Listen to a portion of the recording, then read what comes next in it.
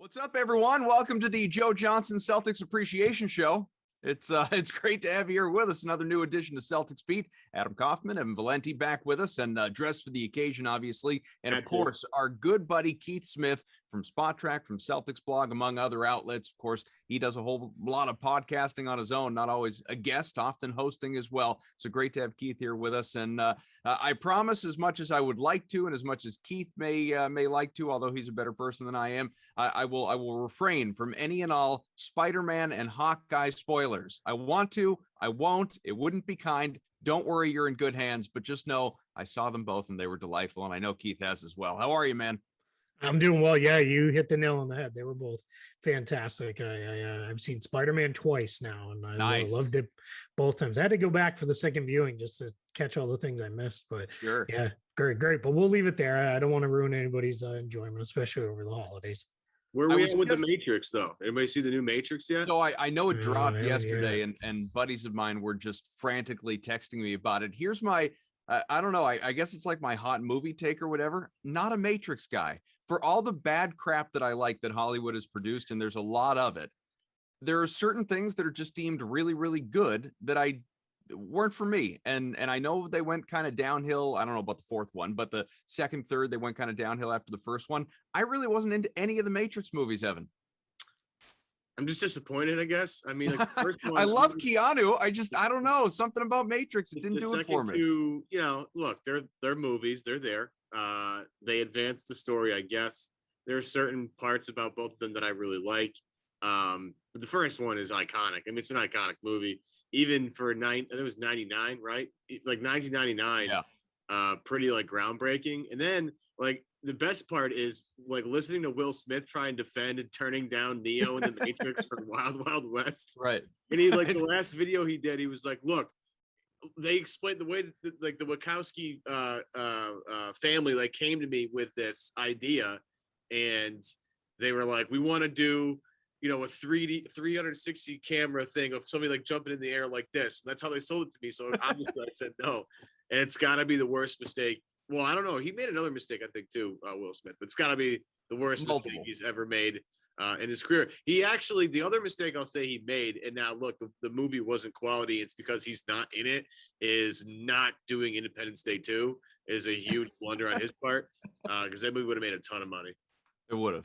First one was so great. I never even saw the second one. Oh, I didn't either. The first one is iconic, though. Do you remember there because I've seen the Will Smith stuff, there have been articles written about this, and I just don't remember. So he was obviously going to be in the Keanu role. Who was going to be in the Lawrence Fishburne role? Oh, are you ready for this? Do you not know this? I do, and I just don't remember. Val Kilmer.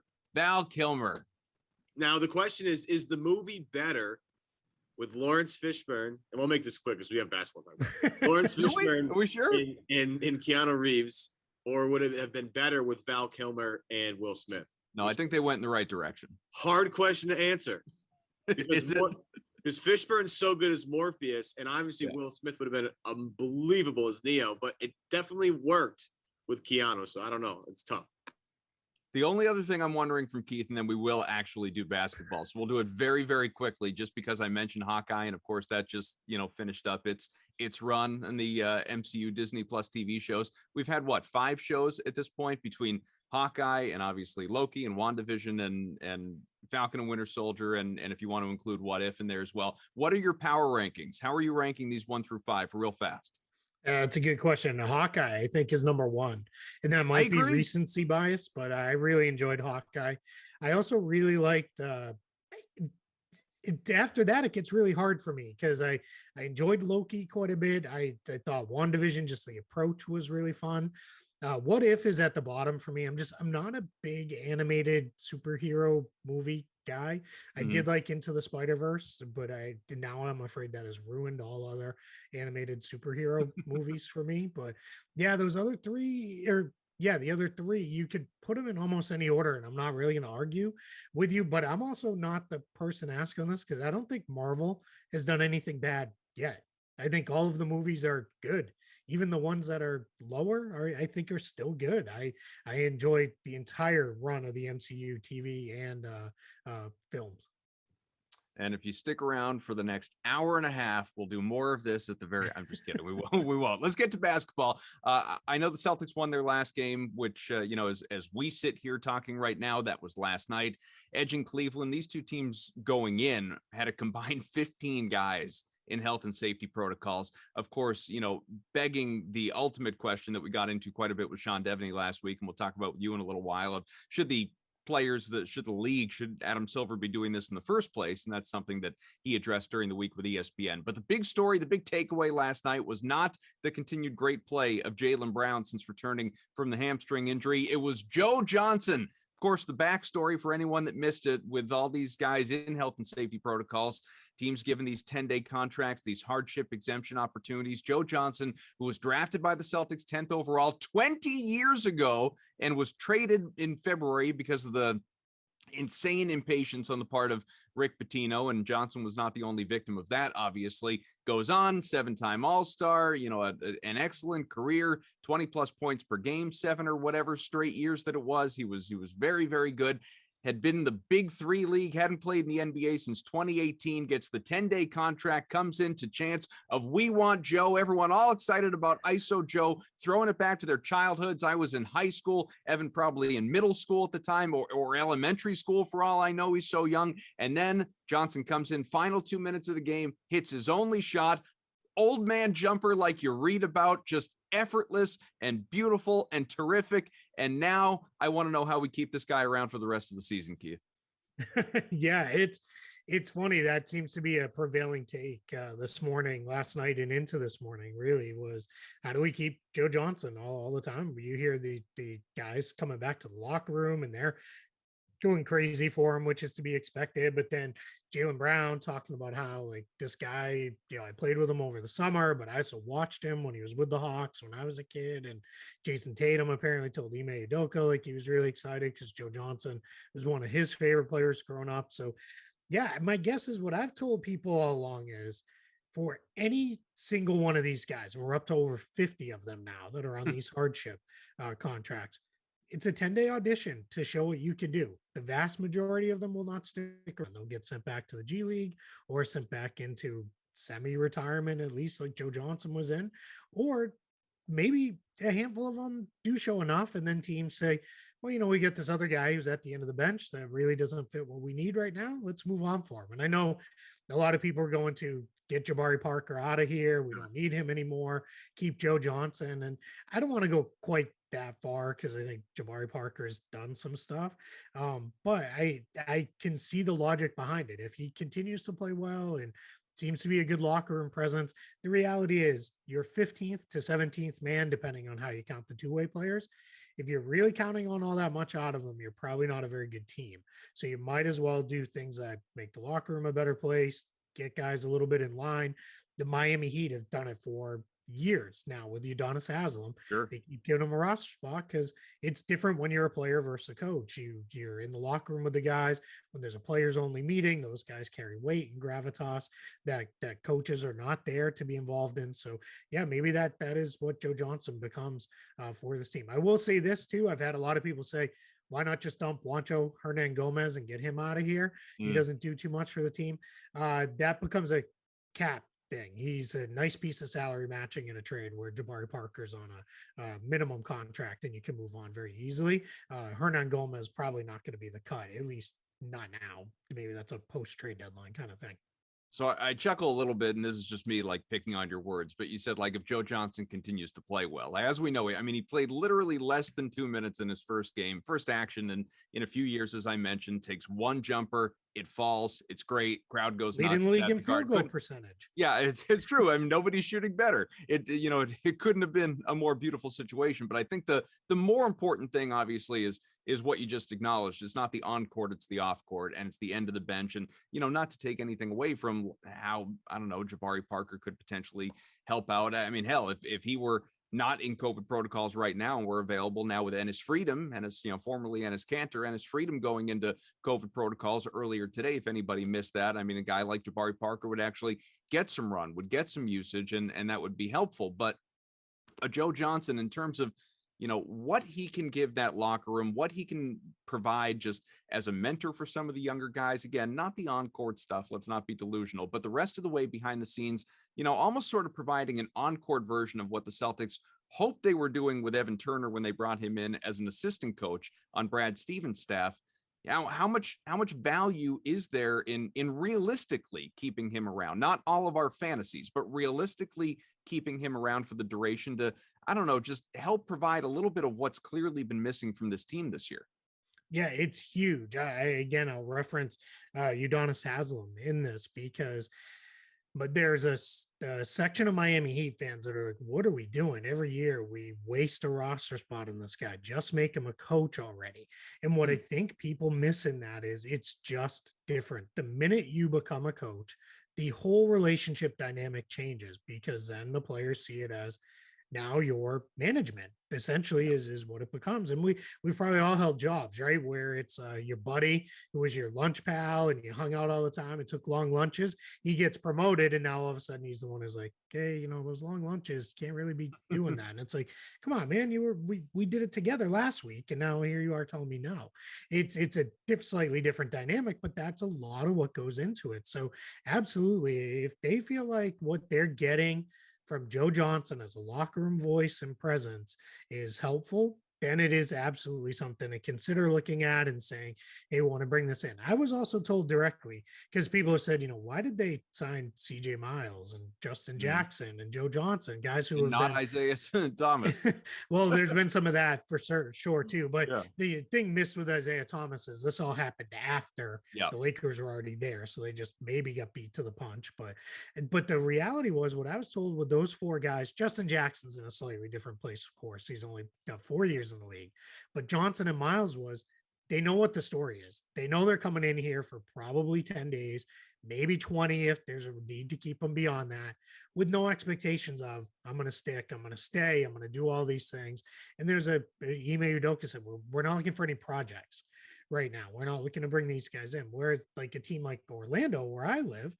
They've pulled up all these guys from their G League team, but they're also a team they're in the diamond mining process of let's see if we can find somebody who can pop and things like that. We've also seen the Celtics aren't stocking Maine with young players. They're generally going for guys that are a little bit more established, have a pretty good sense of who they are. I think all those main guys are getting jobs elsewhere anyway. Exactly. And I do think if they'd known where things were going, you might have seen one or two of those guys maybe come back. Ime Udoka talked about that of like, hey, they get snapped up and went somewhere. It's also on the players too, right? It's those guys are free agents as far as the NBA is concerned. They don't have any loyalty to have to go to the Celtics. If they feel like, if you're Luke Cornett, my better shot to play and stick is in Cleveland, then go to Cleveland versus coming to Boston. But I think the main thing was the Celtics didn't need guys coming in who were trying to fight to stay on the roster and doing all this stuff. They needed guys who got it, knew what the story was, come in, do your thing for 2.5 weeks, and on we go.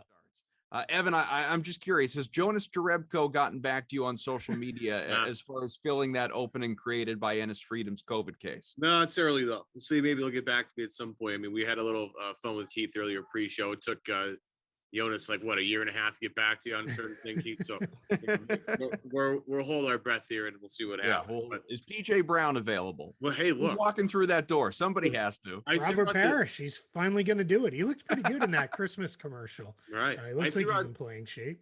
I just the idea on Twitter up to. Well, yeah, right. Well, Perk's not doing. He's doing a bunch of media stuff. He's not in shape, right. So I wouldn't even try that. But I threw out the idea of like, what former Celtic would you like to have back on this team? Because like the Joe Johnson thing just made everybody feel great.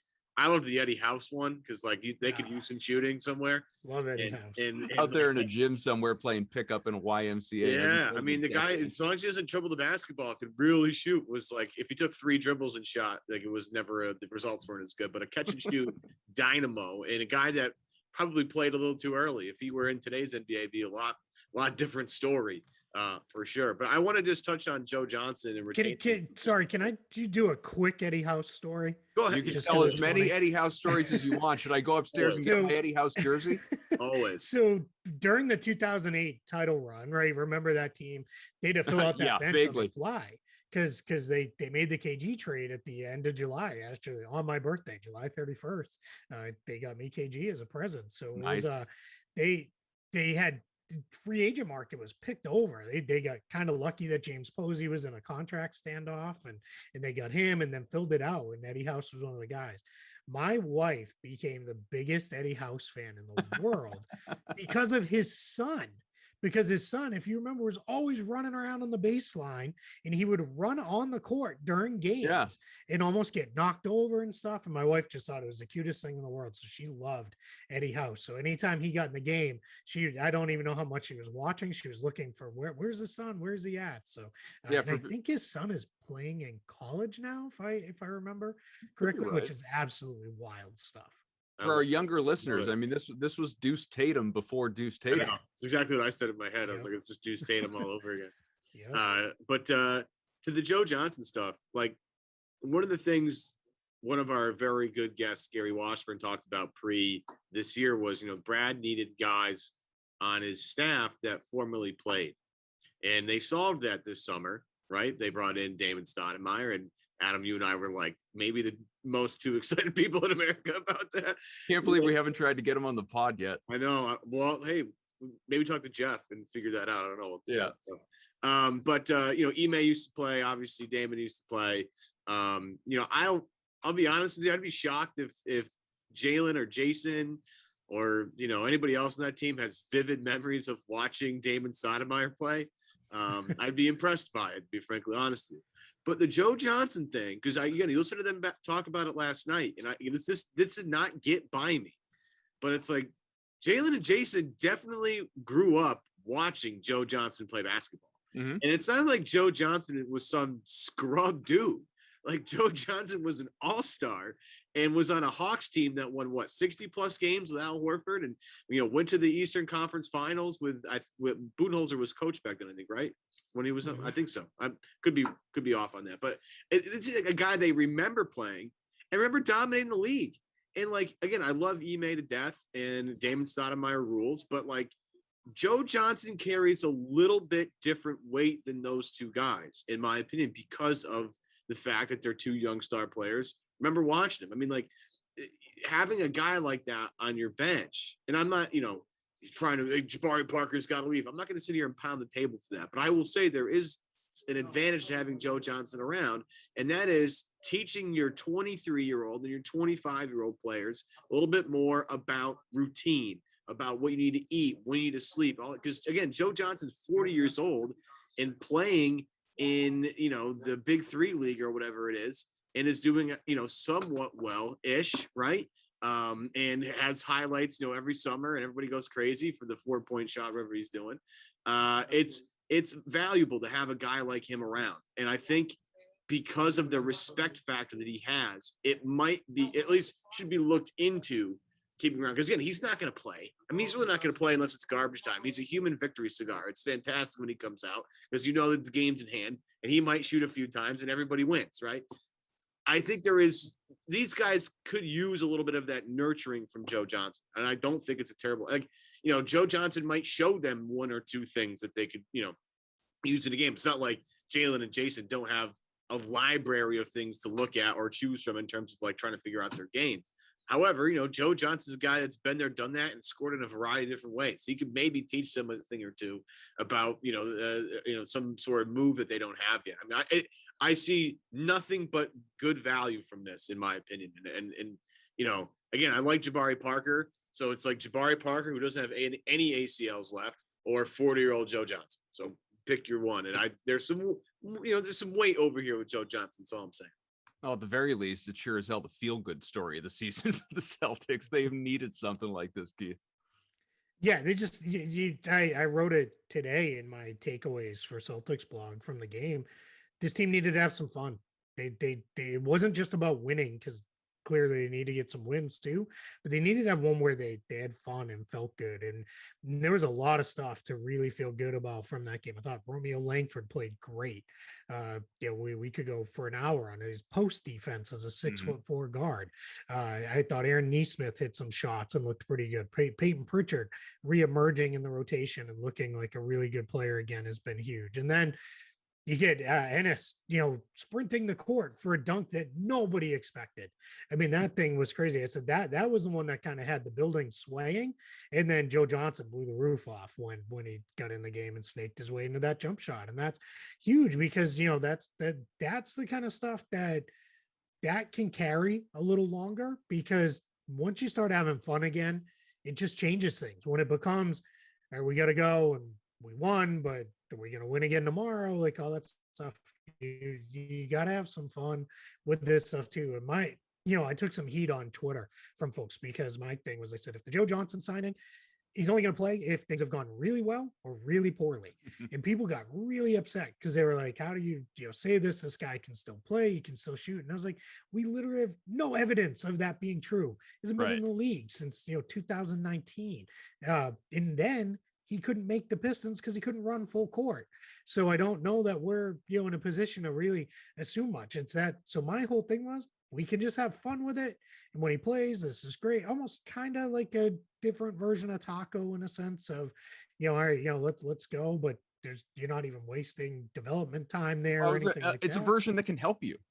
Yeah, exactly. Yeah. Like taking nothing. I mean, not deliberately, attacking Taco because I mean, like, find me a better human being, obviously. Like Taco Fall seems like an incredible person. And look, he was on the other side starting for Cleveland last night. And actually played pretty well. Yeah, I mean, maybe he can carve out a niche for himself. That would be great. That, obviously never materialized in Boston. But, whatever Joe Johnson does lack on the floor, we've said this already, he can certainly more than make up for behind the scenes as a veteran, a guy who's been there, done that, as Evan talked about, across the board in virtually every capacity available as an NBA pro. And Taco Fall clearly can't do that. So, while they're both sort of the human victory cigar, as Evan said, in their own way, Joe Johnson's way more valuable. But going back, Keith, to something that you talked about earlier, and, I saw these comments from Ime Udoka pregame as well, and talking about the Joe Johnson signing, not wanting to bring in guys that were projects and wanting to,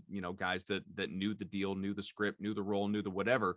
I think the bigger thing, and I don't know how much Udoka was asked about this, is just, the three guys that you just mentioned before. Like, if there's any silver lining to what is happening with the Celtics right now, with now 8 guys in COVID protocols, headlined, of course, by Horford, Grant Williams, Josh Richardson, and now Enes Freedom, is the fact that you actually have an opportunity where you are forced to play your younger guys that we have been clamoring to get a chance all season long. Like, I don't know what the hell, especially as another Portland guy, what the hell Peyton Prichard did right off the hop to get in Ime Udoka's doghouse versus the role that he had under Brad Stevens last year. But finally, we're seeing this guy, and, he has this very obviously a renewed sense of confidence. He's out there, he's playing well, he's, scoring reliably, he's shooting better, he's giving you what he needs to give you off the bench that he did so often when,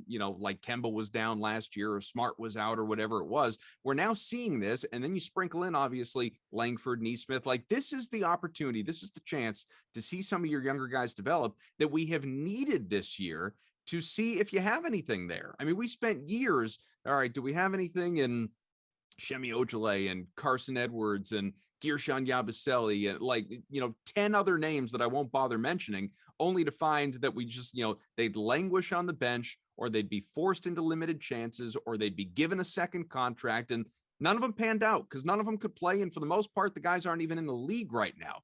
These are guys that look like, Keith, they have real potential. We need to see them. And I'm happy. I'm not happy people are, potentially sick and in COVID protocols, but I'm happy that we are forced to see these guys play because it can actually help down the road.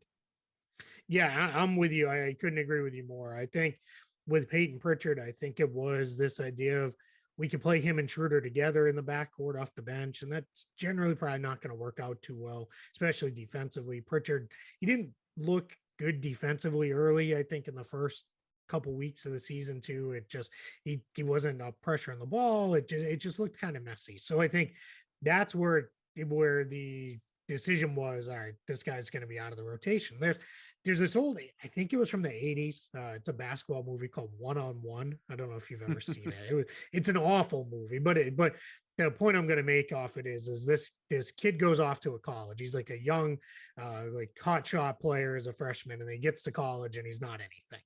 And then the coach is mean to him and wants to take away his scholarship. So this kid in his last game is like, you know what, I'm just going to go out and do my thing. And he goes out and does his thing and plays great. And then the coach gets fired, I think, and everybody loves the kid and he's probably a hero. So awful. Sounds a little movie. bit like Mighty Ducks 3, actually. Yeah, a little bit. But my point was with that was felt like that Portland game for Peyton Prichard. He just went out there and said, you know, I'm just going to do my thing. I don't care if I piss people off. I'm going to shoot a whole bunch. I'm going to do my thing. I'm going to be the guy I am. You don't get to where you are at his size without overwhelming athleticism without being extremely confident. It's just something you have to have. It's almost like I think about Isaiah Thomas with that all the time. If you're not extremely confident like IT is, you're not going to make it at that size. So I think Prichard, that got him going. And now I think it was a rediscovery of, you know, I can play. I can do this. And now we're seeing a point where not only is he worth playing, but he can help this team. His spacing, because the fact is you have to guard him from 30 feet and in, maybe even 35 feet. That just opens up the floor big time for the rest of the guys. Langford's kind of two-way play, his ability to defend guys who are bigger than him, do some stuff. I think he might be the best cutter on the team, which is big, especially if you're going to be working through Rob and Al a lot as passing big men. I think that, you know, is huge for the Celtics as well. And then Neesmith, we saw it last year's rookie when he was not getting consistent time. He didn't look very good. I think he needs to play regularly to find a rhythm, feel pretty good out there and do his thing. And I thought, you know, this is huge for these three guys. Now, what happens when everybody comes back? I'm not going to say Josh Richardson shouldn't play because he obviously should. He's played very, very well for this team.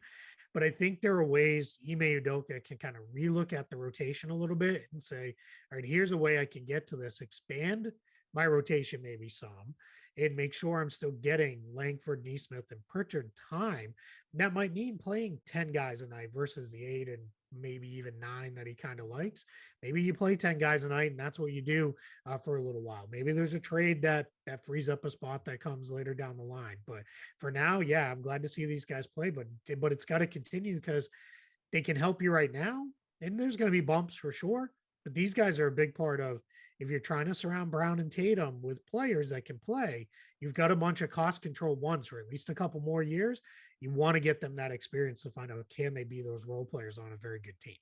Well, not only that, these guys, Tatum and Brown, need shooters, like just space the floor. Big time. And like, look, I've pounded the table for Dennis as much as anybody. I'm sure that might be able to get into a Dennis trade segment a little bit here. But like Schroeder is not as good of a 3-point shooter as Prichard is. Prichard extends the geometry way out beyond 3-point range.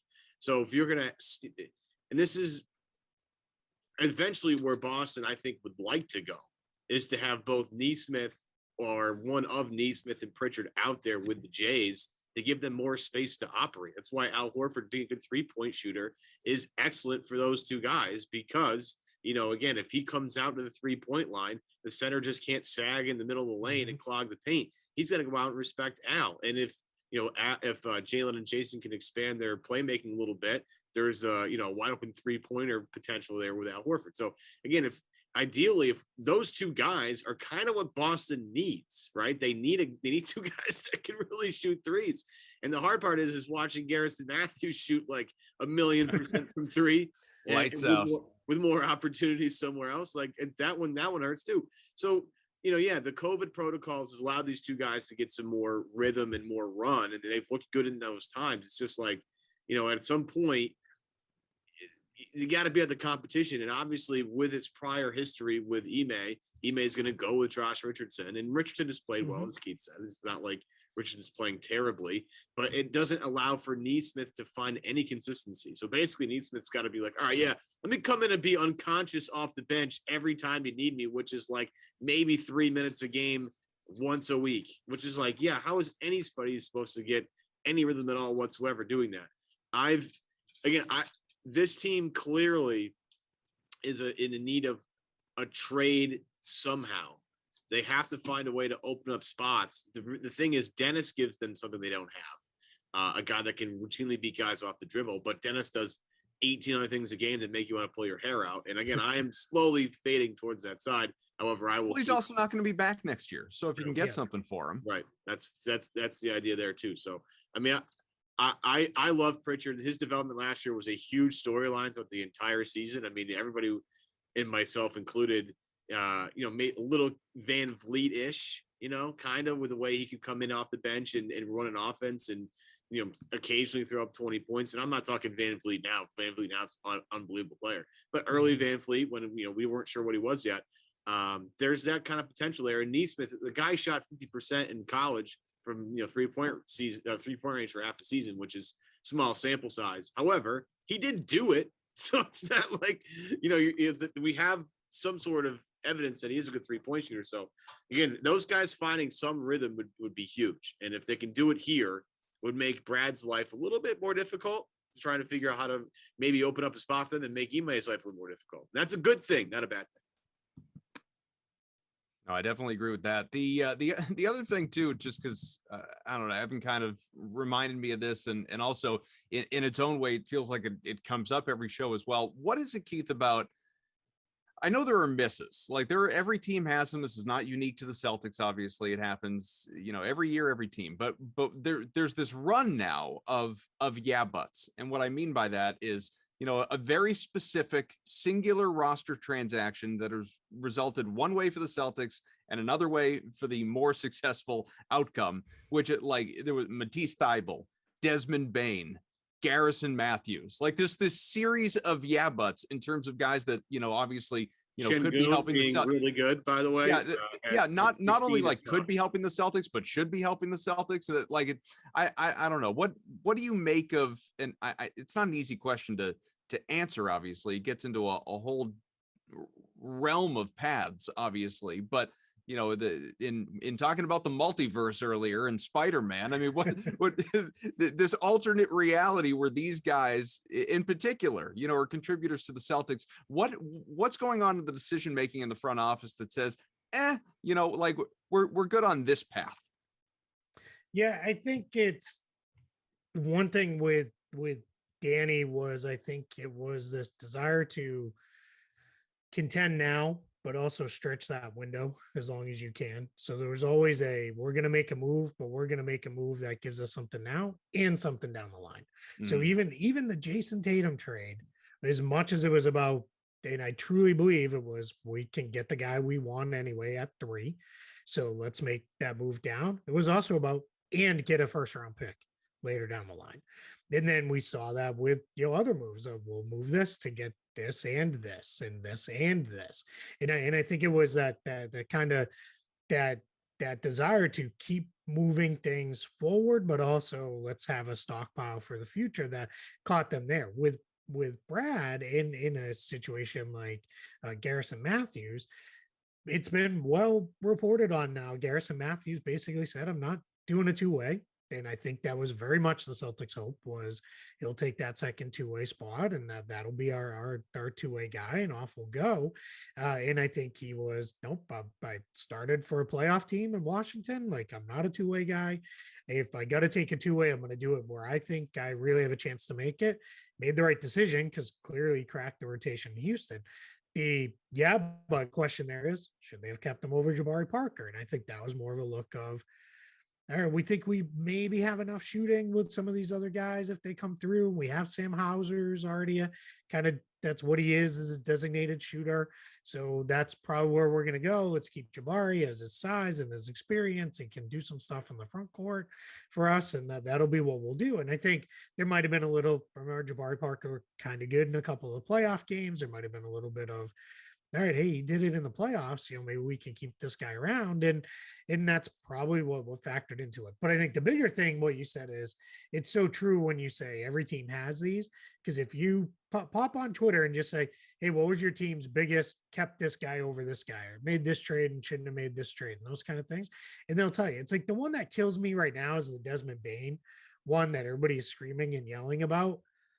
that wasn't Desmond Bain was drafted by the Celtics. He was never drafted for the Celtics. Right. That pick was prearranged to go to Memphis in that deal, which was done to clear roster spots and cap and tax space and move things around in a way that they felt they needed to at the time. So that's not one where it was they picked this guy and trade. It's really the same thing with the Thibault trade. That was already a prearranged, agreed to trade of we're going to draft this. It's, I like to call it draft hat silliness because that's what happens. As you know, they're never going to the team. But I get it. People look at it and say, man, we could have had this guy and that. And I do think it's Brad's learning on the fly here, and I think there was a little bit of overlooking the importance of shooting.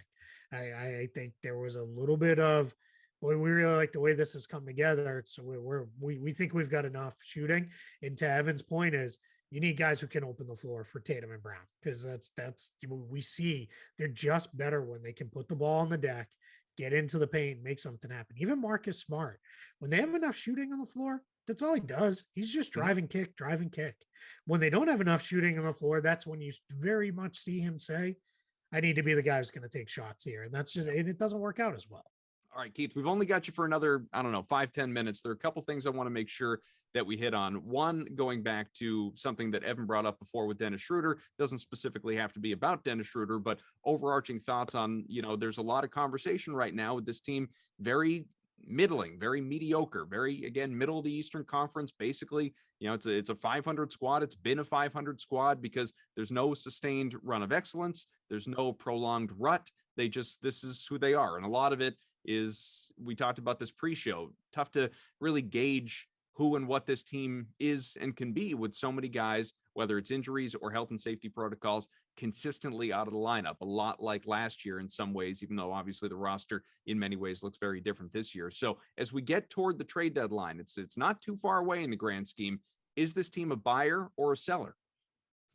I think they're going to be a buyer, because I think when we get past January 1st, the schedule starts to lighten up, and it's just the law of averages says they have to be healthier. Like it's just got to happen at some point, right? It's I know I wouldn't bank on it because it's been a decade of this, it feels like, but it just tells me that they've got to be healthy at some point. But I think the schedule lightening up, I think some of the kids finally finding their footing at this point, I think they'll be a buyer. But what I think, instead of being a buyer around the edges, like what they've been the past 3-4 seasons of, we're going to add a player, but probably not a massive upgrade. We tend to do the big stuff in the offseason, which is true of just about every team. It's hard to make big trades.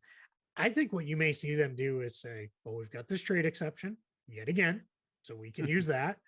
That may be something where they use it like they did last year of, we're going to bring in a guy and then that guy may leave and we flip that into yet another trade exception and go. And that's just asset management. Yeah. But I think you may see them look to say, or what can we do with Dennis Schroeder? Is there a spot to move him for a player who can help us better somewhere else on the roster? Can we get another big? Could we get a wing? And could we get a shooter from a team that maybe needs a point guard or some on-ball creation ability and those kind of things? And I think the other place I would look is Juancho Hernan-Gomez. He's essentially an expiring contract because next year is fully non-guaranteed. $7 million, that's a nice piece of salary matching. Josh Richardson, the way he has played, you would think they wouldn't trade him, but if you put him, Schroeder, and Hernan-Gomez together, that's well over $20 million, and you're in the market for just about anybody who will reasonably become available. So I think they're going to be active. Brad has already shown he'll make big moves. He's done it already a couple times, the Kemba for Al trade, and then going getting Richardson and waiting out the market and landing Schroeder late. Those things are out there, and I think but the bigger thing for me is Richardson got the extension, so we know he's under contract for next year. Hernan-Gomez, I just said he's essentially an expiring. And then Hernan-Gomez is not going to be back next year because they're just not going to pay him $7 million to just be at the end of the bench. And then Schroeder's not going to be back, presumably because he should be able to get more than the maximum of $7 million that the Celtics can give him. Some teams should need him. And by the trade deadline, there's always some team that is point guard needy out there that needs help. So I think you have to be aggressive. Now, if they play really, really well over the next month and they look great, and it's like, well, maybe things break right. This team can make a run at, the East Finals or something like that. Then maybe you don't do anything except minor moves around the edges again, and you say we're going to keep. But I think if there's the opportunity to be a big buyer, I think we'll see it. And I don't think we're going to get the, well, we're in on that guy in close stories, which, quite frankly, Danny Ainge knew was a joke and leaned into by the end of his tenure because he'd bring it up before anybody else ever thought to.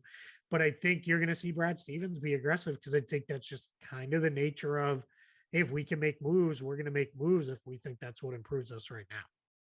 Last thing I've got for you here, and then if Evan has anything, by all means, but obviously dozens of players across the NBA just in December alone have entered health and safety protocols. It's been a theme throughout this show, recent shows, we've talked about it, but again, bigger picture stuff. You finally had Commissioner Adam Silver, the NBA, come out, talk to, one-on-one Malika Andrews on her show on ESPN for, 15 minutes or so.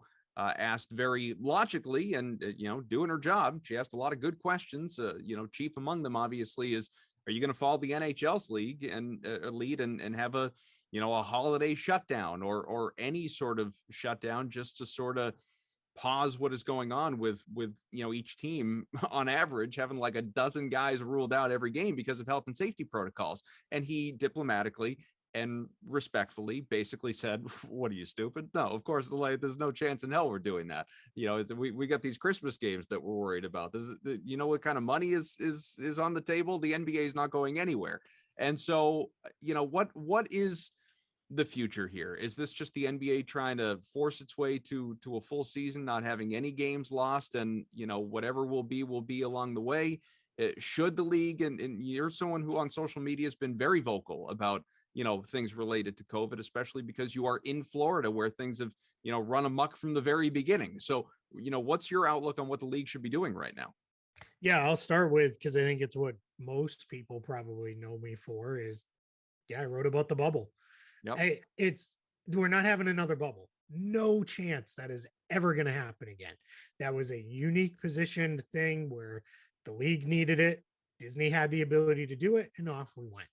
Disney is going to open all of their hotels, but one are now open. And I can tell you, by living just off property and seeing what it's like down here this week of Christmas, they're full. I mean, it is packed full with people down here, and it's crazy. I mean, we can get into a whole whether that should be or not. That's a whole other story. Maybe that's a whole different podcast, probably. But sure, there's not going to be another bubble. The players hated it, the coaches hated it, the staffs hated it. Nobody wants to do that again. That's not going to happen, barring things really turning sideways and the whole world shuts down again. Now, with that said, Adam Silver, I think, was very honest and candid of what's the science to shut down versus what's the science to then restart. Well, what do you pick? Well, what are your numbers you say tell us we should shut down, whether in the league or in society in general? What do the numbers have to be to say, okay, go ahead and restart? I think he was honest about, we need to learn to live with this. And I am not somebody, as you said, I'm not somebody who's like, well, it's just here, throw your hands up and everybody's going to toughen up and figure it out. It's not it. Because then I also agree with Adam Silver. He pushed the players aren't vaccinated. We want them to get vaccinated, but also recognizing they're 97%. That is way beyond the general population's percentage. Also saying they're at 65% of eligible players have been boosted, and saying we got to get that number up and pushing. We got to get more guys to get the booster shot when they can. I think what he's basically come out and said is, we're going to push through this because we have tools to make it easier to push through with. And that's what we're going to do. I'll also say too, is it got kind of skipped over. He very clearly said, I think it was 3 or 4 different times, every decision we make is made with the Players Association. The vast majority of players want to continue to play.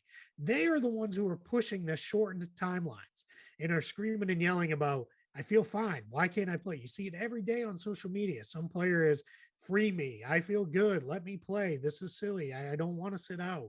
I feel great. There's a bunch of them now that are taken to, why can the NFL play, but we can't? Yeah, you have a few on the other side, and it's Freedom, one of them, saying we should be shutting down and all these other things. But those are very few and far between. The vast majority of the players want to play. A lot of that, sure, it's financially motivated. Absolutely. They know there's millions to billions of dollars on the line. Because the other thing is, postponing games as they already have. I think we're up to 8 or 9 postponements now. That's a challenge that they're going to have to figure out. But you shut down the whole league for 2 weeks, like people were throwing out there. One is, what's that going to do? This isn't going to go away in 2 weeks. And then those don't become postponements. Those are cancellations. You're not going to be able to make them up. This is not like last year where you had a million buildings open all over the league with a ton of open dates and nothing was going on. There's concerts, there's money shows, there's events in these buildings, there's circuses, there's all sorts of stuff happening in these buildings along with the hockey teams are playing. And when people compare it to the NHL was very open, and a big part of their challenge was crossing the border back and forth. They have a lot of teams in Canada, and that was getting increasingly difficult. It was going to be even harder to continue to do. So it's not an apples to apples comparison here. It's same as it's not apples to apples with the NFL. But I think what we're really looking at is this is making probably really terrible lemonade out of some spoiled lemons, and you're just going to make the best of it and run with it as best you can, because there's just not really a better option right now. Well, and the other thing that hasn't been said too is one thing that's going to happen way before a league pause or shutdown is reduced capacity in the stands. And we're still at full capacity in every arena. So that's not happening anytime. Yeah, just about. So that's not happening anytime quickly either. Before we go, have any parting thoughts? Happy holidays, everybody. There you go. Absolutely. Yeah. Merry Christmas. Hope you had a great Hanukkah. If that's what you celebrate, obviously, Happy New Year, happy everything. We hope first and foremost, stay safe. Stay with your family, have a great time, and Celtics Beat continues on next week after Joe Johnson drops 20 in a game in Milwaukee. Thank you to our partners, our sponsors, and everybody else for listening. We will catch you again real soon. Thanks to Keith. Thanks to Evan. I'm Adam. We'll see you later.